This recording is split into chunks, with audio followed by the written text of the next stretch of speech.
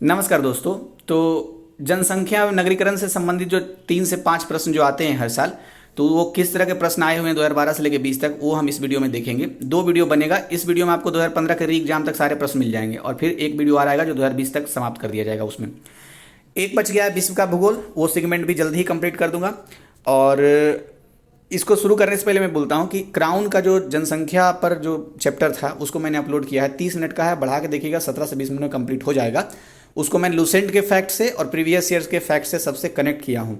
तो मेरा रिकमेंडेशन है कि उसको जरूर देखिए, एक अंडरस्टैंडिंग के साथ फैक्ट भी तैयार हो जाएगा। पहला प्रश्न है, भारत की जनगणना 2011 के अंतिम आंकड़ों के अनुसार निम्न में से कौन सा राज्य सर्वाधिक जनसंख्या वाला है? तो उत्तर प्रदेश सबसे ज़्यादा जनसंख्या वाला राज्य है उस समय के आंकड़ों के अनुसार। अगर इसी क्वेश्चन को क्रम में लगा करके पूछे कि सब 5 घटते हुए क्रम में कौन से राज्य हैं, तो उत्तर प्रदेश, उसके बाद दूसरा सबसे ज़्यादा जनसंख्या वाला राज्य महाराष्ट्र, तीसरा सबसे ज़्यादा जनसंख्या वाला राज्य बिहार, और चौथा वेस्ट बंगाल ममता दीदी वाला राज्य, और फिर 5वां आंध्र प्रदेश। तो ये ध्यान रखना है सीक्वेंस कि यूपी में, उसके बाद जनसंख्या महाराष्ट्र में, फिर बिहार में, और फिर वेस्ट बंगाल, और लास्ट में दक्षिण भारत का राज्य आंध्र प्रदेश 5वें नंबर पे। नेक्स्ट क्वेश्चन, वर्ष 2011 के अनुसार विश्व की जनसंख्या का कितना प्रतिशत भारत में रहता है? तो दुनिया में जितना पॉपुलेशन है उसका अकेले 17.5% यानी 17.5% भारत में रहता है। और चीन से अगर तुलना करें तो चीन में 19.4% जनसंख्या दुनिया का है, यानी कि लगभग 19.5% ज़्यादा है चीन में जनसंख्या दुनिया का, यानी कि 2% हमसे ज़्यादा है वहाँ पर जनसंख्या 2011, मतलब वो जो आंकड़े हैं 2011 के उसके हिसाब से। नेक्स्ट क्वेश्चन है, भारत की जनगणना 2011 के अनंतिम आंकड़ों के अनुसार। अच्छा, अनंतिम और अंतिम तो आपको पता ही होगा। अंतिम से पहले वाले को अनंतिम कहते हैं और अनंतिम के बाद वाले जो लास्ट में आता है उसको अंतिम कहते हैं। तो ये तो आपको पता ही होगा। भारत की जनगणना 2011 के अनंतिम आंकड़ों के अनुसार निम्नलिखित में से किस राज्य में शिशु लिंगानुपात सर्वाधिक है? तो उस समय जो आंकड़ा आया था सबसे ज़्यादा शिशु लिंगानुपात छत्तीसगढ़ का था, 964 यानी 964। अगर इसी क्वेश्चन को क्रम में लगाने, घटते हुए क्रम में लगाने के लिए बोले तो सबसे ज़्यादा था छत्तीसगढ़ का, दूसरा नंबर आता है यूपी का, तीसरा पंजाब का, और चौथा हरियाणा का। क्वेश्चन ऐसे भी बन सकता है कि 2011 के अंतिम आंकड़ों के अनुसार शिशु लिंगानुपात द्वितीय सर्वाधिक राज्य वाला कौन सा है? सर्वाधिक मतलब द्वितीय कौन सा ऐसा राज्य है जिसमें शिशु लिंगानुपात सबसे ज़्यादा था? तो दूसरा नंबर यूपी का आता है, तो याद रखना है। यहाँ पर वही आंकड़े दिए हुए हैं कि 964, और 2011 में शिशु लिंगानुपात 899 था यूपी, पंजाब का 846, 830 हरियाणा का। तो सब फोकस रखने वाली बात है यूपी का 899 यानी 900 में से एक कम, क्योंकि एग्जाम देने जाना है उसका। नेक्स्ट, निम्नलिखित में से किस केंद्र शासित प्रदेश में आबादी का घनत्व सबसे कम है? तो देखिए, जो उपलब्ध विकल्प है उसके हिसाब से जो आ रहा है, अंडमान निकोबार में जनघनत्व सबसे कम है। 1 किलोमीटर में आपको वहाँ 46 लोग औसतन मिलेंगे। ठीक है, ये तो इसका आंसर हो गया सी। अब कुछ 2-3 फैक्ट और है। जैसे अगर पूछे कि सबसे ज़्यादा जनघनत्व वाला राज्य कौन सा है, तो बिहार है। वहाँ 1 किलोमीटर में औसतन 1106 यानी 1106 लोग रहते हैं। ठीक है, सबसे कम जनघनत्व वाला राज्य कौन सा है? तो अरुणाचल प्रदेश है। 1 किलोमीटर में वहाँ 17 लोग ही रहते हैं। अगर सबसे ज़्यादा जनघनत्व वाला केंद्र शासित प्रदेश का नाम पूछे तो दिल्ली है। वहाँ 11,320 लोग रहते हैं 1 किलोमीटर स्क्वायर में। ठीक है, तो यही सारे फैक्ट थे इसमें। मैं फिर से एक बार बोल देता हूँ। सबसे ज़्यादा जनघनत्व वाला राज्य बिहार, सबसे कम जनघनत्व वाला राज्य अरुणाचल प्रदेश, सबसे ज़्यादा जनघनत्व वाला केंद्र शासित प्रदेश दिल्ली 11,320 लोग, और सबसे कम जनघनत्व वाला केंद्र शासित प्रदेश अंडमान निकोबार। नेक्स्ट, ये 2012 का समाप्त हो गया, 2013 का देख लेते हैं। दक्षिण एशिया में वृद्ध जनसंख्या का सर्वाधिक प्रतिशत वाला देश कौन सा है? तो श्रीलंका। श्रीलंका में सबसे ज़्यादा वृद्ध जनसंख्या वाला, मतलब जनसंख्या प्रतिशत है वहाँ। कन्फ्यूजन हो सकता है जापान से, लेकिन यहाँ पर याद रखना है श्रीलंका है इसका आंसर। नेक्स्ट देखते हैं। अच्छा, ये पॉपुलेशन प्रोस्पेक्टस जो है उसके रिपोर्ट के हिसाब से ही है, तो एक तरीके से ये डेटा सही है। नेक्स्ट, जनसंख्या के पिरामिड के में कौन सा समूह आश्रित आबादी के रूप में जाना जाता है? तो जनसंख्या पिरामिड में दरअसल 2 तरह का जो होता है, जैसे कि एक 0 से 14 वर्ष तक के आयु समूह के जो लोग रहेंगे वो आश्रित आबादी होती है, और जो 60 से ऊपर वाले जो होते हैं वो भी क्या होते हैं? आश्रित होते हैं। तो इसमें लिखा हुआ है कि समूह आश्रित आबादी के रूप में जाना जाता है, तो यहाँ पर डी नंबर विकल्प दिया हुआ है, 0 से 14 वर्ष तक के आयु समूह के लोग। जबकि लिखा हुआ कि 65 वर्ष एवं अधिक आयु के व्यक्तियों को भी आश्रित आबादी माना जाता है। तो यहाँ पर 65 वर्ष माना है, तो कोई बात नहीं, बस फैक्ट के रूप में ध्यान रखना है, जो मान लिया है यूपीपीसीएस उसी को मानते हैं। 0 से 14 वर्ष तक के लोग और 15 से 64 मतलब 15 से 64 को छोड़ करके, यानी कि 65 से आगे वाली जो आबादी है, 65 वर्ष से आगे वाली आबादी, वो दोनों आश्रित आबादी होगी। और जो 15 से 64 तक है वो क्या कहलाएगी, वो वर्किंग पॉपुलेशन कहलाएगी, यानी कार्यशील जनसंख्या कहलाएगी। मैं फिर से बोल देता हूँ, 15 वर्ष से 64 वर्ष तक के लोग, यानी 15 ईयर्स टू 64 ईयर्स तक के जो लोग हैं वो वर्किंग पॉपुलेशन यानी कार्यशील जनसंख्या कहलाएगी। ठीक है, 15 वर्ष से नीचे और 64 वर्ष यानी कि 65 वर्ष से ऊपर, ये सारे आश्रित आबादी है। ठीक है, मतलब ये अपने जीवन यापन के लिए दूसरे लोगों पर निर्भर करते हैं। नेक्स्ट है, भारत में निम्नलिखित में से किस राज्य में नगरीय जनघनत्व सबसे ज़्यादा है। तो नगरीय जनघनत्व पूछे तो सबसे ज़्यादा पश्चिम बंगाल में है, और उसके बाद क्रम आता है महाराष्ट्र का, और तीसरा आता है क्रम पंजाब का, और चौथा तमिलनाडु का। महाराष्ट्र में सबसे द्वितीय नंबर का ऐसा राज्य है जहाँ सबसे ज़्यादा आबादी है, सबसे पहला तो यूपी है। तो उसी तरीके से यहाँ नगरीय जनघनत्व में भी दूसरा नंबर ही आता है महाराष्ट्र का, और सबसे ज़्यादा पश्चिम बंगाल का है। नेक्स्ट देखते हैं, 2011 की अंतिम जनगणना के अनुसार जनसंख्या को दृष्टि में रखते हुए निम्नलिखित राज्यों को अवरोही क्रम में प्रस्तुत कीजिए। तो देखिए पूछ रहा है क्वेश्चन, अवरोही क्रम में प्रस्तुत करने के लिए बोल रहा है। तो अवरोही मतलब कि घटते हुए क्रम में, तो सबसे जो विकल्प है उसके हिसाब से सबसे ज़्यादा यूपी में, उससे कम महाराष्ट्र में, फिर बिहार में, फिर बंगाल में, फिर आंध्र प्रदेश में। तो पहले क्वेश्चन में ये था 2012 वाले में, तो वो यहाँ से रिवीजन हो गया। अच्छा, मिनिमम पूछे, मिनिमम जनसंख्या किसकी है, तो सिक्किम की है। मिनिमम जो 4-5 राज्य हैं, तो सबसे कम में सिक्किम की, उसके बाद फिर मिजोरम की, फिर अरुणाचल प्रदेश की, फिर गोवा का, फिर नागालैंड का। ठीक है, तो ये फैक्ट है। निम्नलिखित संघ शासित राज्यों में स्त्री साक्षरता 2011 की जनगणना के अनुसार उच्चतम है। तो लक्षद्वीप ऐसा संघ शासित राज्य है, यानी यूनियन टेरिटरी, जहां उच्चतम है स्त्री साक्षरता दर। तो विकल्प डी इसका सही आंसर हो गया।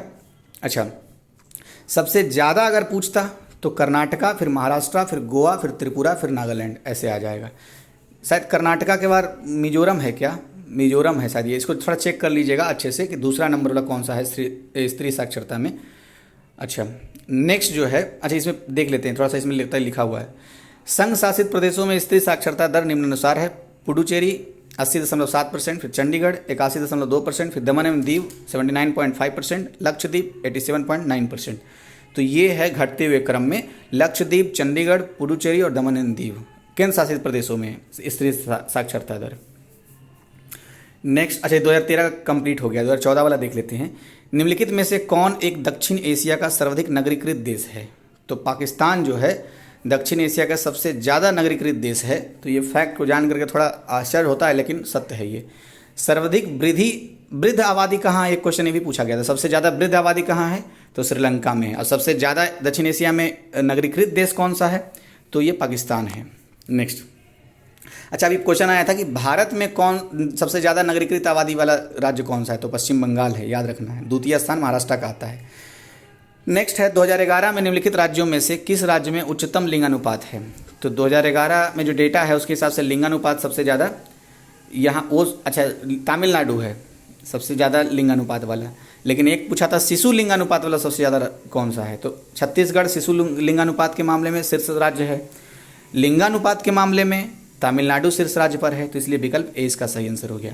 अगर लिंगानुपात के बारे में बात कर ही रहे हैं तो भारत का लिंगानुपात कितना है, 943 है, यानी कि 1000 पुरुषों पर 943 स्त्री हैं।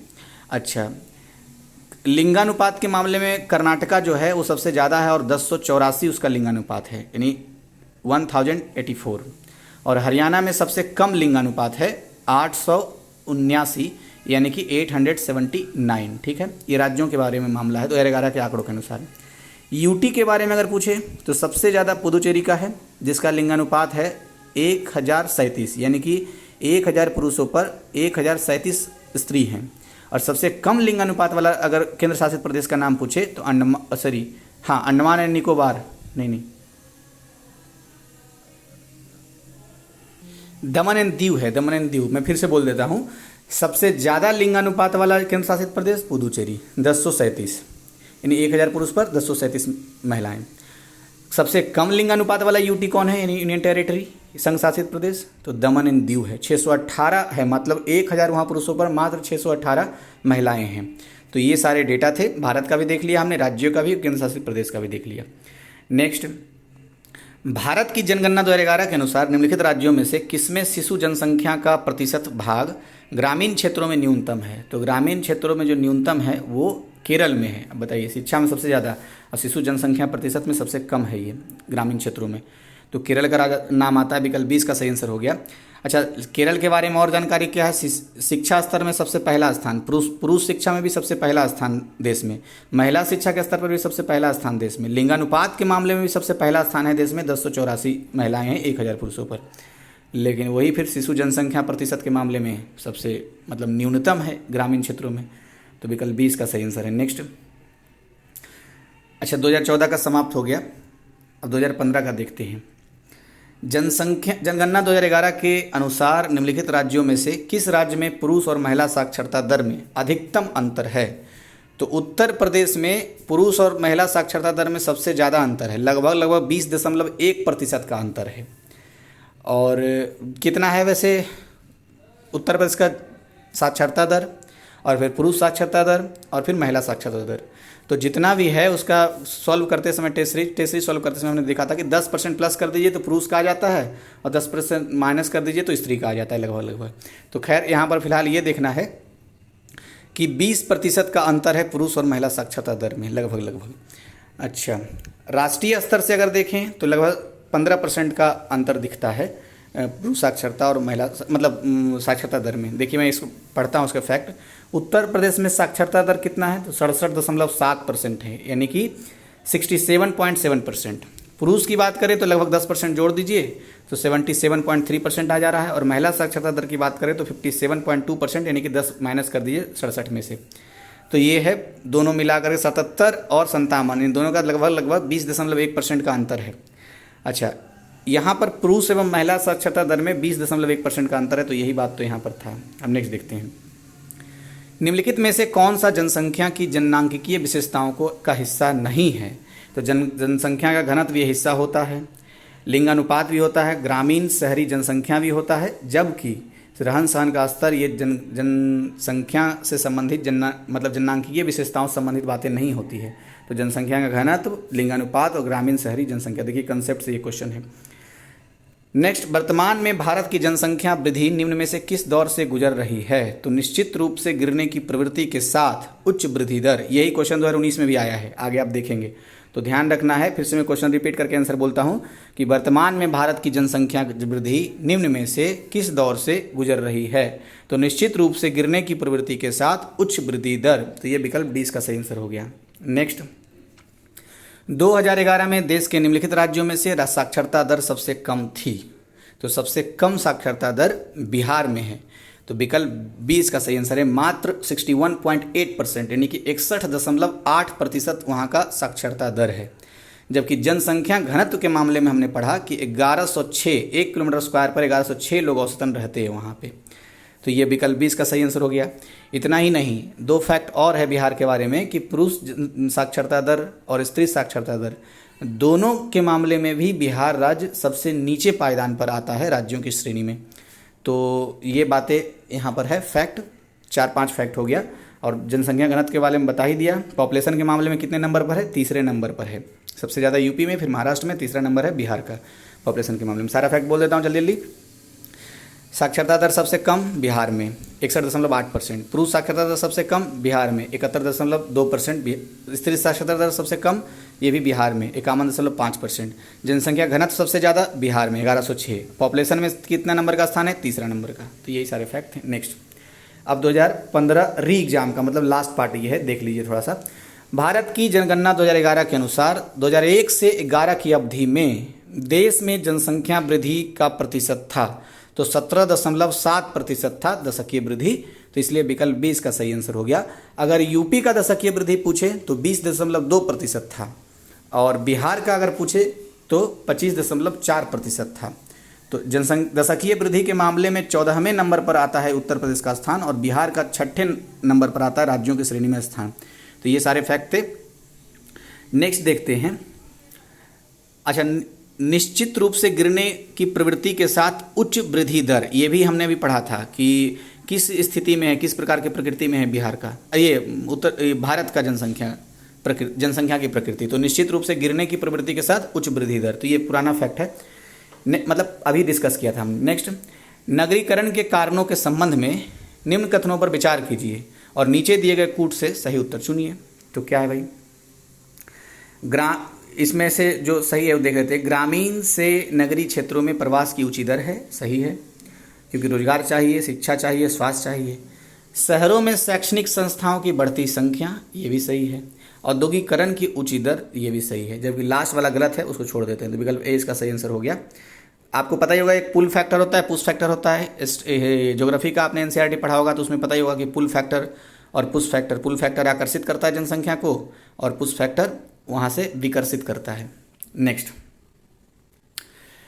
इसीलिए यही कारण तो है कि मनरेगा जैसे स्कीम चलाए गए और ग्रामीण क्षेत्रों में जीवन स्तर को ऊंचा उठाने में मदद करने की कोशिश की गई है मनरेगा के तहत, ताकि आमदनी हो और लोग पलायन ना करें, क्योंकि बहुत सारी समस्याएं फिर जन्म लेती है जनसंख्या के पलायन से शहरों में। नेक्स्ट क्वेश्चन है, 2011 की जनगणना के अनुसार भारत में लिंग अनुपात क्या है? तो अभी हमने देख ही लिया था, इसमें तो कोई ऐसा है ही नहीं आंसर, इसलिए उपयुक्त में से कोई नहीं हो जाएगा विकल्प डी। लेकिन वास्तव में लिंग अनुपात 2011 के आंकड़ों के अनुसार 943 है राष्ट्रीय स्तर पर। यूपी की बात करें तो 26वां रैंक आता है, यानी 912 है जनसंख्या, ये लिंग अनुपात उत्तर प्रदेश का। और बिहार की बात करें तो 918 है, 25वां नंबर आता है लिंग अनुपात के मामले में। तो यही सारी बातें हैं। राष्ट्रीय स्तर पर तो हमने देख ही लिया कि 943 है ये लिंगानुपात। अच्छा, अगर पूछे शहरों का लिंगानुपात भारत का कितना है तो क्या बताएंगे? 929। गांव का लिंगानुपात पूछे तो 949, यानी 950 में से एक कम। तो ये सारे फैक्ट थे। नेक्स्ट, 2011 की जनगणना में मतलब के अनुसार उत्तर प्रदेश की जनसंख्या भारत की जनसंख्या की कितनी प्रतिशत है? तो जितना उत्तर प्रदेश ये पूरे भारत में जनसंख्या है उसका अकेले 16.16%, मतलब कि लगभग 16.5% के आसपास मान लेते हैं फाइनल, क्योंकि डेटा जो आया था ये तो अनंतिम वाला है, तो आपको पता ही है कि अंतिम से पहले है। फाइनल जब डेटा आया तो 16.5% अकेले आबादी जो है पूरे इंडिया का उत्तर प्रदेश में है।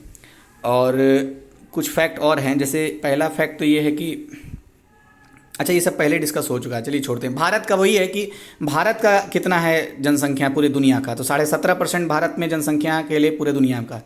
और चीन की बात करें तो 19.4 यानी कि 19.5% दुनिया का जनसंख्या चीन में रहता है, 17.5% दुनिया की जनसंख्या भारत में रहता है, और 16.16% जनसंख्या पूरे भारत का यूपी में रहता है।